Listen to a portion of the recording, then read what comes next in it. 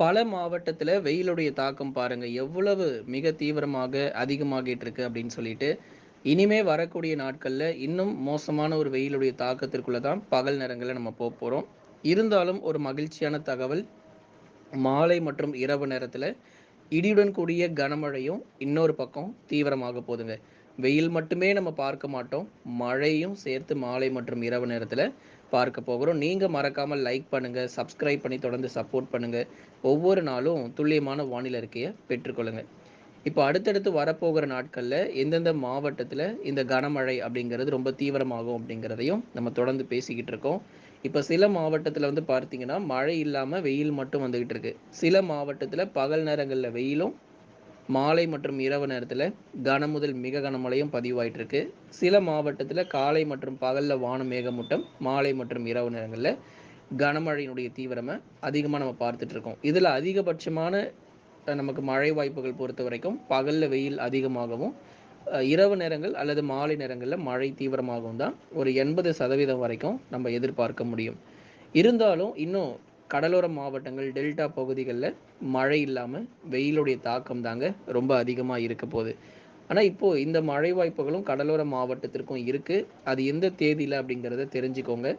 சென்னை, திருவள்ளூர், காஞ்சிபுரம், செங்கல்பட்டு இந்த 4 மாவட்டத்திலும் ஜூன் 4, 5, 6 மற்றும் 7ஆம் தேதிகளில் பரவலாக பலத்த மழை அப்படிங்கிறது தீவிரம் அடையும்.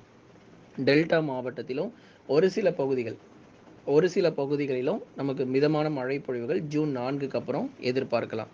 ஜூன் 3 வரைக்கும் பெரும்பாலும் வானம் ஓரளவு மேகமூட்டமும், நமக்கு பகல் நேரங்கள்ல வெயிலுடைய தாக்கம் தான் ரொம்ப அதிகமா இருக்க போது. அடுத்தபடியா வட தமிழக உள் மாவட்டங்கள் வேலூர், திருப்பத்தூர், ராணிப்பேட்டை, திருவண்ணாமலை, சேலம், கரூர், நாமக்கல், திருப்பூர், ஈரோடு, கிருஷ்ணகிரி, தருமபுரி உள்ளிட்ட மாவட்டத்துல அதாவது நேற்றைய தினங்களிலேயே சில இடங்கள்ல கனமழை பதிவாச்சு. சில இடங்கள்ல மழை இல்லாம வெறும் காற்று மட்டும் தான் வீசியது அப்படிங்கிறதையும் நிறைய பேர் வந்து சொல்லியிருந்தீங்க. அதாவது இன்றைக்கும் நமக்கு மழையினுடைய தீவிரம் உள் மாவட்டங்கள்ல பதிவாக தொடங்கியிருக்கு. இப்ப நேற்றைக்கு ஒப்பிடும்போது இன்றைக்கு நமக்கு மழையினுடைய தீவிரம் அதிகம் தான். அப்போ உள் மாவட்டங்கள் மற்றும் தென் மாவட்டங்கள் நம்ம எடுத்துக்கொள்ளும் பொழுது பரவலாக இடியுடன் கூடிய கனமழைங்கிறது ஒவ்வொரு நாளும் பதிவாகும். எங்கெல்லாம் மழை இல்லையோ அங்கங்கெல்லாம் அடுத்தடுத்த நாட்கள்ல நீங்க மழை வாய்ப்புகள் எதிர்பார்க்கலாம். அதனால இன்றைக்கு மழை வரல, அப்போ மழையே அவ்வளோதான் போல இருக்கு, இனிமே மழையே வராது போல இருக்குன்னு மட்டும் நினைச்சிடாதீங்க. இனிமே தான் நம்ம கனமழையினுடைய தீவிரம் ரொம்ப ரொம்ப அதிகமா இருக்கும். மேற்கு தொடர்ச்சி மலையொட்டிய மாவட்டங்களிலும் கனமழை உண்டு. மதுரையிலிருந்து கன்னியாகுமரி வரை இருக்கக்கூடிய பகுதிகள், மதுரை, திண்டுக்கல், விருதுநகர், சிவகங்கை, ராமநாதபுரம், தூத்துக்குடி, திருநெல்வேலி ஆகிய மாவட்டங்களில் பெரும்பாலான பகுதிகளில் நமக்கு வந்து கனமழையினுடைய தீவிரமும் தென் மாவட்டத்தில் கண்டிப்பாக நம்ம எதிர்பார்க்கலாம். நீங்க மறக்காம நண்பர்களே லைக் பண்ணுங்க, சப்ஸ்கிரைப் பண்ணி தொடர்ந்து சப்போர்ட் பண்ணுங்க. ஒவ்வொரு நாளும் துல்லியமான வானிலை அறிக்கையும் பெற்றுக்கொள்ளுங்க. ஜூன் 7 வரைக்கும் நமக்கு மழை இருக்கு, கவலைப்படாதீங்க. மழை பெய்யாத பகுதிகளுக்கும் பலத்த மழை வெளுத்து வாங்கும்.